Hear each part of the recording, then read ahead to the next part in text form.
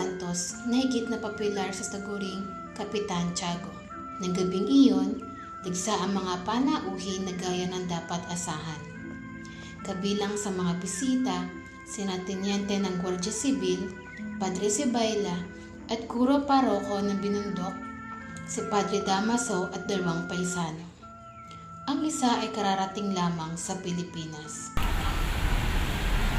Maaari ka bang magsambit ng mga salita tungkol sa pag-uugali ng katutubong Pilipino?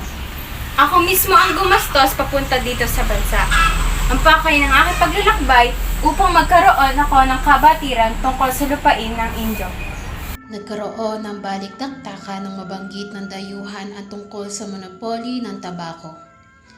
Lumabas sa mapanglait na ugali ni Padre Damaso, kung kaya't iniba ni Padre Sibayla ang usapan. Kahit na ang hari ay hindi dapat manghimasok sa pagpaparusa ng simbahan sa mga erehe. May karapatan ng Kapitan General sapagkat ito ang kinatawan ng hari ng bansa. Si Padre Damaso ang nag-utos na hukayin at ilipat ang bangkay ng isang lalaki na napagbintangang isang erehe ng pari dahil sa hindi pangungumpisal. Ang ginawa ay itinuturing na isang kabuktutan ng Kapitan General. Kung kaya, inutos nito ang paglilipat sa ibang parokya ang paring Franciscano bilang parusa. Nagpupuyo sa galit ang pari kapag naalala niya ang mga kasulatang nawaglit. Iniwanan ng Teniente ang umpukan pagkatapos nitong magpaliwanag. Sinikap ni Padre Sibayla na pakalmahin ang loob ni Padre Damaso. Dumating si Kapitan Tiago kasama ang misis nito at si Ibarra na luksang-luksa ang kasuotan. Binating lahat ni Kapitan ang mga panauhin at humalik sa kamay ng mga pari na nakalimot na siya ay bendisyonan. Dahil sa pagkabigla, namutla si Padre Damaso na makilala niya si Ibarra. Siya ay anak ng aking namatay na kaibigan at kararating lamang niya mula sa 7 taong pag-aaral sa iyo.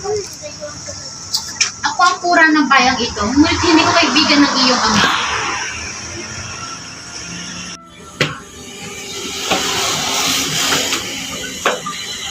Maaari ba kitang kumbitahin sa isang pananghalian bukas?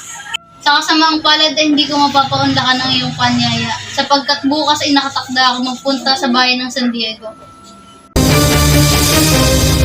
Isa-isang nagtungo ang mga panauhin sa harap ng hapagkainan. Sa anyo ng kanilang mga mukha, mahahalata ang kanilang nararamdaman. Siyang-siya si Padre Sibayla, samantalang banas na banas naman si Padre Damaso. Sa may kabisera umupo si Ibarra. Ang magkabilang dulo naman ay pinagtatalunan ng 2 pari kung sino sa kanila ang dapat na lumikmo roon. Si Padre Damaso dapat ang umupo doon sapagkat siya ang Padre Confessor ng pamilya ni Kapitan Tiago. Si Padre Sibayla dapat ang umupo roon dahil siya ang kura ng lugar na ito. Halina po kayo't saluhan kami. Huwag mo akong alalahan. Sinimula na ang idulot ang pagkain. Naragdagan ang pagpupuyos ang damdamin ni Padre Damaso nang ihain ng tinola. Paano, puro upo, leeg at pakpak na manok ang napunta sa kanya. Ang kay Ibarra ay purong masasarap na bahagi ng tinola.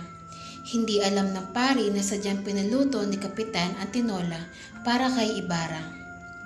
Habang kumakain, nakipag-usap si Ibarra sa mga ibang panauhin na malapit sa kinaroroonan niya. Batay sa sagot ng binata sa tanong ni Larahua. Mayroon din akong 7 taong nawala sa Pilipinas. Bagamat wala ako sa bansa, hindi ko nakakalimutan ng aking bayan. At sa halip, ang bayan ang nakakalimot sa akin. Sapagkat wala man lang isang taong nagpahayag sa akin ng masaklap na nangyari sa aking ama. Bakit hindi ka nagpadala ng hatid-kawat katulad ng ginawa ni Don Tiburcio nung kami magtaling puso? Nasa ibang bayan ako nitong huling 2 taon. Nalaman ng mga kausap ni Ibarra na marami ng bansa ang napuntahan nito at marami ng wika ang kanyang alam. Halos magkakatulad ang aking bansang napuntahan sa tema ng kabuhayan, politika at relihiyon. Pero nangingibabaw ang katotohanang nakabatay ito sa kalayaan kagapitan ng bayan. Gayon din ang ikahihirap at ikahalwa nito. Kung iyon ang iyong nakikita at natutuhan mo, nagsasayang ka lamang ng pera sapagkat kahit batay alam ang mga sinasabi mo. Nabigla ang lahat sa diretsang pagsasalita ng pari. Sinasariwa ko lamang ang mga sandaling madalas kang pumunta sa aming tahanan, Padre Damaso, upang makasalo sa aming hapagkainan. Lilisan na. Huwag ka munang umalis sapagkat darating si Maria Clara at ang bagong kura paroko ng San Diego. Huwag kayong mag-alala, babalik naman ako kinabukasan. Tunong kilos na Ibarra ay tanda lamang ng kanyang pagiging pagmataas. Kaya't dapat ipagbawa ng pamahalaang Kastila ang pagkakaloob na pahintulot sa sinumang Indyo na nag-aral sa Espanya.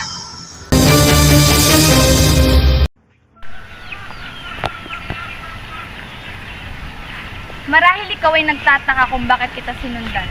Nais ko lamang na paalalahanan ka tungkol sa iyong ama dahil ayokong matulad ka sa kanya. Mag-ingat ka, Ibarra.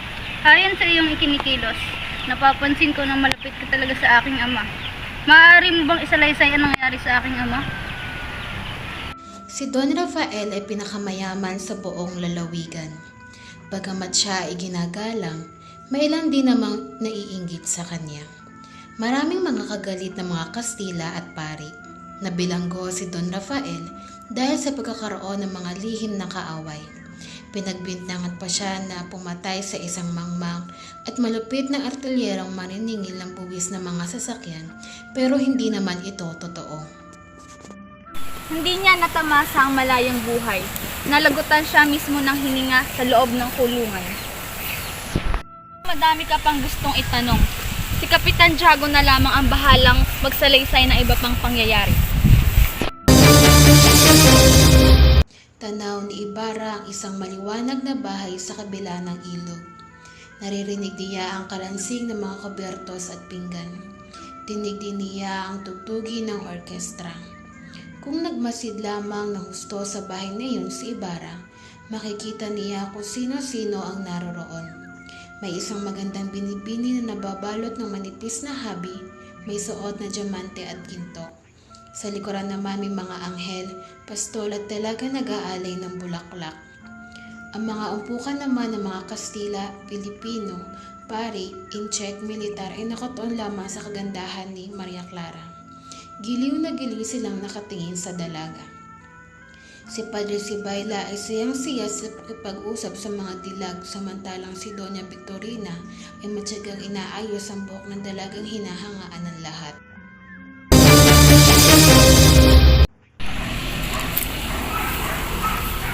Magandang araw, Binibini. Magandang araw din sa iyo, Kapitan Tiago. Ano ang iyong kailangan?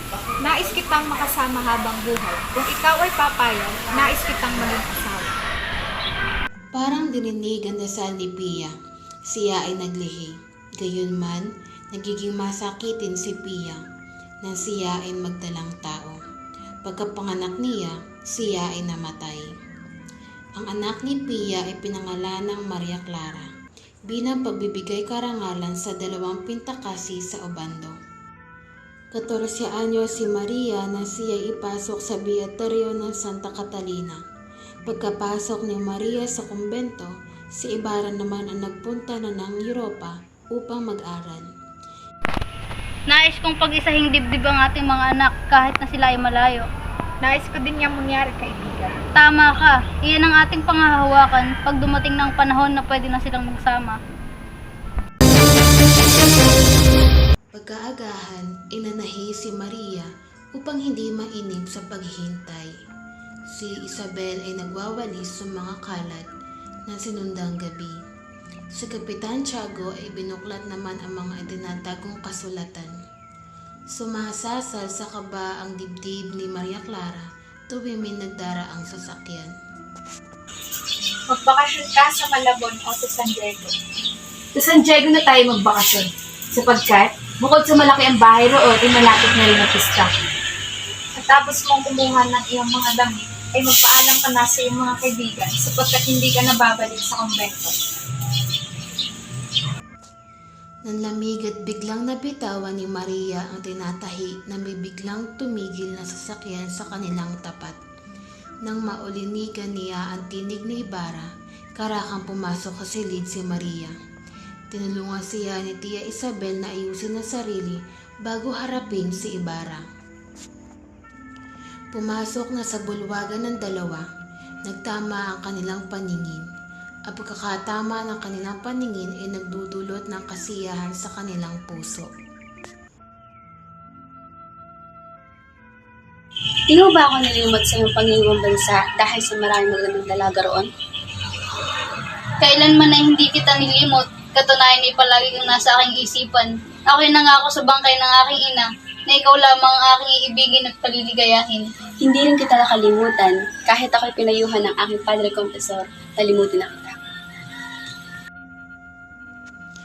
Binakas pa ni Maria ang kanilang kamusmusan, ang kanilang paglalaro, pagtatampuhan at muling pagkakabati. At pagkapatawa ni Maria na tawaging mangmang ng kanyang ina si Ibarra. Dahil dito nagtampo si Ibarra kay Maria.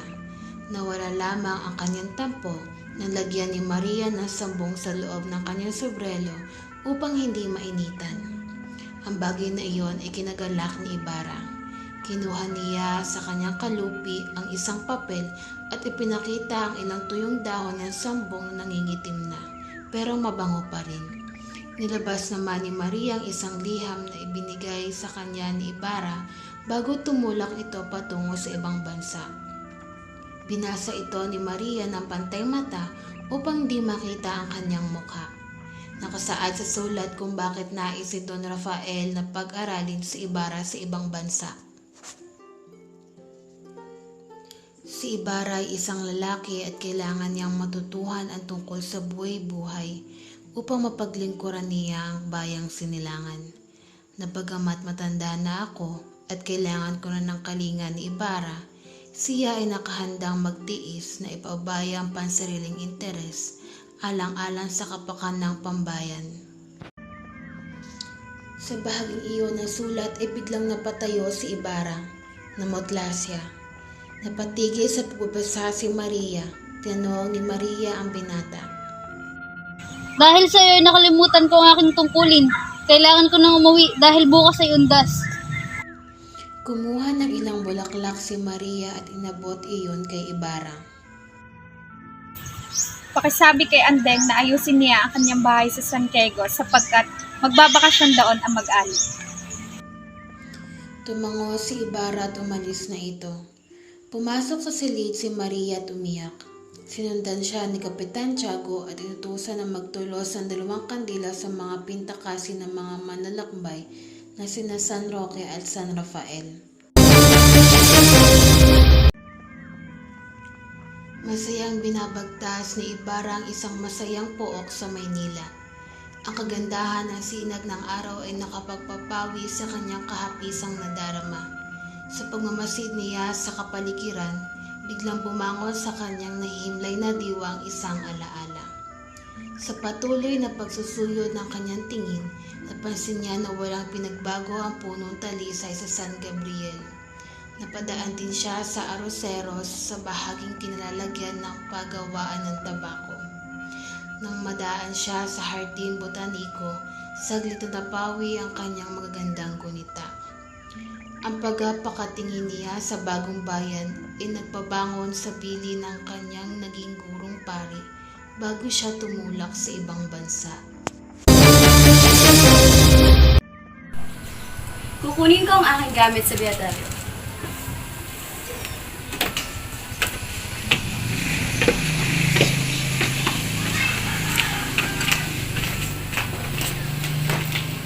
Kailangan natin mag-usap ng sarili. Pumasok sila sa isang silid at isinirang mabuti ang pinto. Si Ibarra ay mabuting tao.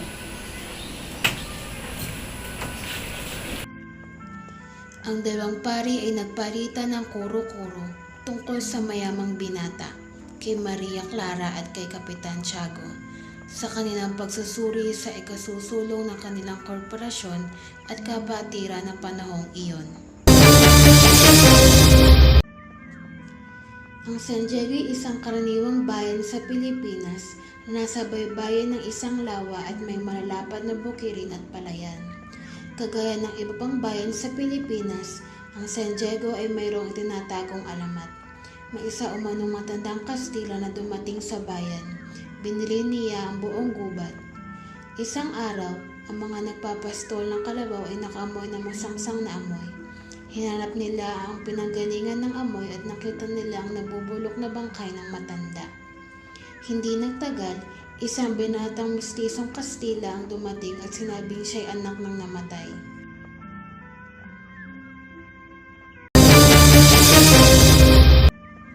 Bagamat Don Rafael ang tawag sa ama ni Ibarra, hindi siya ang kinikilalang makapangyarihan kahit na siya ang pinakamayaman. Pero siya ay ginagalang at halos lahat ng mga tao ay mayroong pagkakautang sa kanya.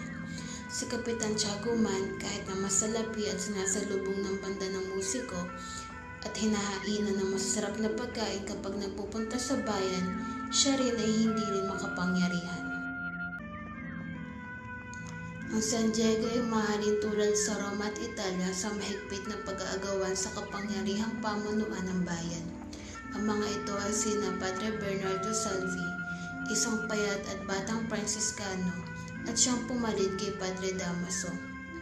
Ang kaaway sa kapangyarihan ni Padre Salvi ay ang alperes at ang kanyang asawa na si Doña Consolacion, isang Pilipina na mahilig maglagay ng mga kolerete sa mukha. Ang alperes ang puno ng mga gwardya sibil. Ang pagkakapangasawa niya kay Doña Consolacion ay isang malaking kasawian para sa kanyang buhay. Ang sementeryo ng San Diego ay nasa kaligitnaan ng isang malawak na palayan at may bakod na lumang pader at kawayan. Sa isang bahagi ng libingan, may 2 tao ang humuhukay ng paglilibingan ng malapit sa pader na parang babagsak na. Ang isa ay dating sepulturero at ang isa naman ay parang bago sapagkat hindi siya mapakali, dura ng dura sa lupa at panay ang hit-hit ng sigarilyo. Lumipat na tayo ng lugar sapagkat sariwa at dumudugo pa ang bangkay na aking nahukay. Hindi ko matagal ang ganitong gawain. Ako'y napakaselan. Kung ako man ang iyong nasa kalagayan na pinahuhukay ang 20 araw pa lamang na ililibing na bangkay, ay ako'y kikilabutan. Kasalukuyang bumubuhos ang malakas na ulan at namatay pa ang ating ilaw. Kung ako man ay kikilabutan at mandidiri, kailangan buhatin ang bangkay at ilibing sa libingan ng mga isip. Gayunman, dahil nga sa malakas ang buhos ng ulan at kabigatan ng bangkay, minarapat na lamang na itapon niya ito sa lawa. Ito ay dahil sa utos ng malaking kura na si Padre Garrote.